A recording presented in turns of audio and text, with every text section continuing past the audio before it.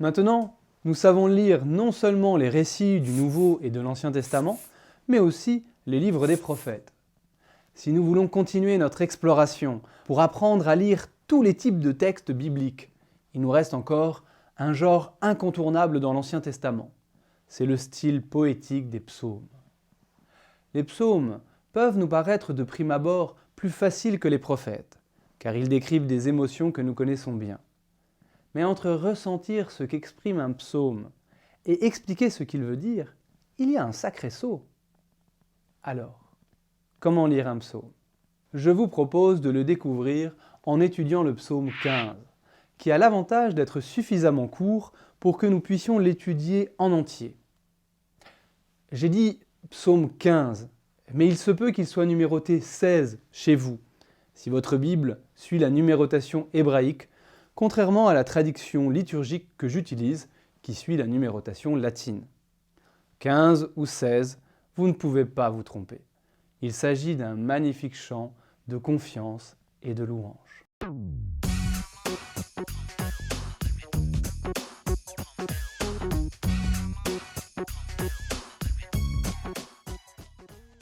Commençons par lire ce psaume. Nous lui appliquerons ensuite quelques-uns de nos 7 outils. Et nous finirons, comme d'habitude, par un des 5 conseils pour lire la Bible. Michtam de David.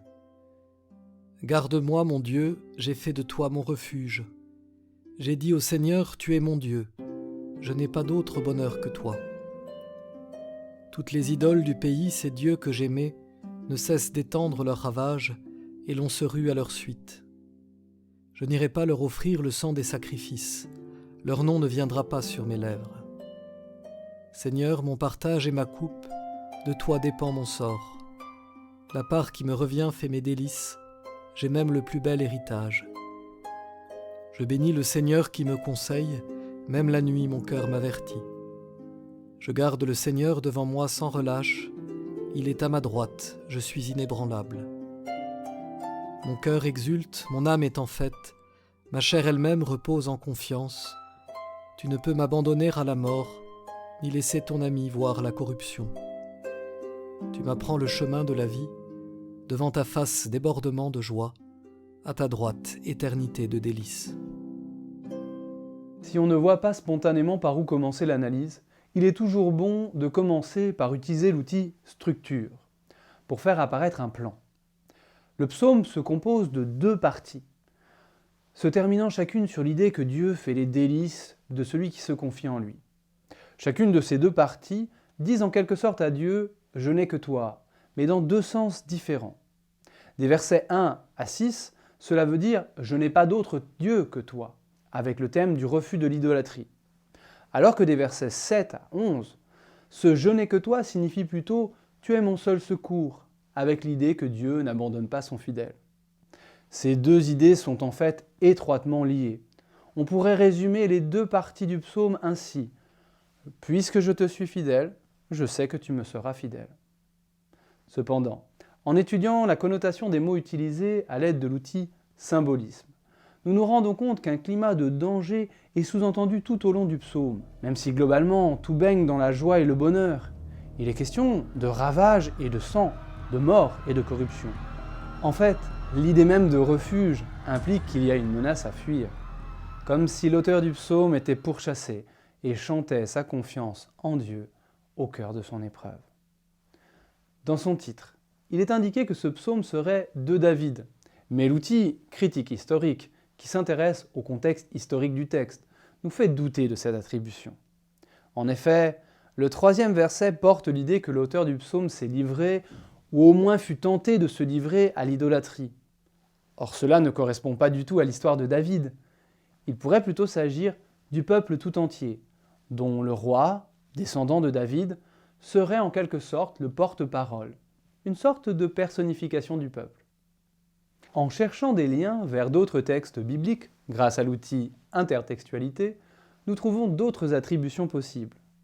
L'idée d'avoir Dieu pour seule part d'héritage, par exemple, peut renvoyer au livre du Deutéronome, où il est dit que la tribu de Lévi ne recevra aucune part de la Terre Sainte, car elle est une tribu consacrée au service du temple. Sa part, c'est le Seigneur.